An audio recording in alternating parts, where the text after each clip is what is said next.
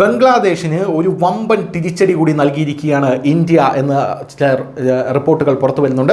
ബംഗ്ലാദേശിൽ നിന്നുള്ള ചണം അനുബന്ധ ഫൈബർ ഉൽപ്പന്നങ്ങൾ ഇറക്കുമതി ചെയ്യുന്നത് അടിയന്തര പ്രാബല്യത്തോടുകൂടി ഇന്ത്യ നിരോധിച്ചിരിക്കുകയാണ്. ഇതോടുകൂടി ബംഗ്ലാദേശിൻ്റെ സമ്പൂർണ്ണമായിട്ടുള്ള സാമ്പത്തിക നട്ടെല്ല് തകർന്നിരിക്കുകയാണ്. കാരണം ബംഗ്ലാദേശിൻ്റെ സാമ്പത്തിക നട്ടെല്ല് തന്നെ അവരുടെ ടെക്സ്റ്റൈൽ മേഖലയാണ്, അവരുടെ ചണം സംബന്ധിച്ചുള്ള ഈ കയറ്റുമതിയും ഇറക്കുമതിയും ഒക്കെയാണ്. എന്തായാലും രണ്ട് അയൽക്കാരും തമ്മിലുള്ള മൊത്തത്തിലുള്ള ബന്ധത്തിൽ വർദ്ധിച്ചു വരുന്ന പിരിമുറുക്കങ്ങൾക്കിടയിലാണ് ഈ നീക്കം.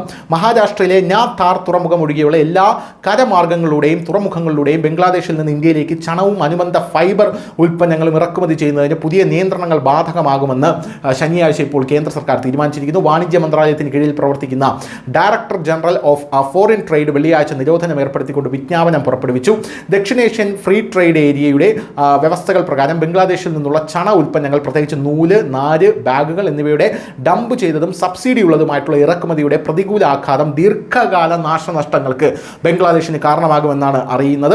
ബംഗ്ലാദേശ് സർക്കാർ നൽകുന്ന സംസ്ഥാന സബ്സിഡികൾ ബംഗ്ലാദേശ് ചണ കയറ്റുമതിക്ക് ഗുണം ചെയ്യുന്നുണ്ടെന്നതിന് വിശ്വസനീയമായ തെളിവുകളുണ്ടെന്ന് സ്രോതസ്സുകൾ പറയുന്നു. ഈ ആശങ്കകൾക്ക് മറുപടിയായി directorate general of anti dumping and allied duty വിശദമായ അന്വേഷണം നടത്തി ബംഗ്ലാദേശിൽ നിന്ന് വരുന്ന ചണത്തിനും മറ്റുൽപ്പന്നങ്ങൾക്കും ആന്റി ഡംപിംഗ് ഡ്യൂട്ടി ചുമത്തി. എന്നാൽ ADD ചുമത്തിയത് ഇറക്കുമതിയിൽ കാര്യമായ കുറവുണ്ടാക്കിയില്ലെന്ന് കാണുന്നു. അതുകൊണ്ടാണ് ഇപ്പോൾ ഇത് സമ്പൂർണ്ണമായി നിരോധിച്ചിരിക്കുന്നത്. News desk, news India Malayalam.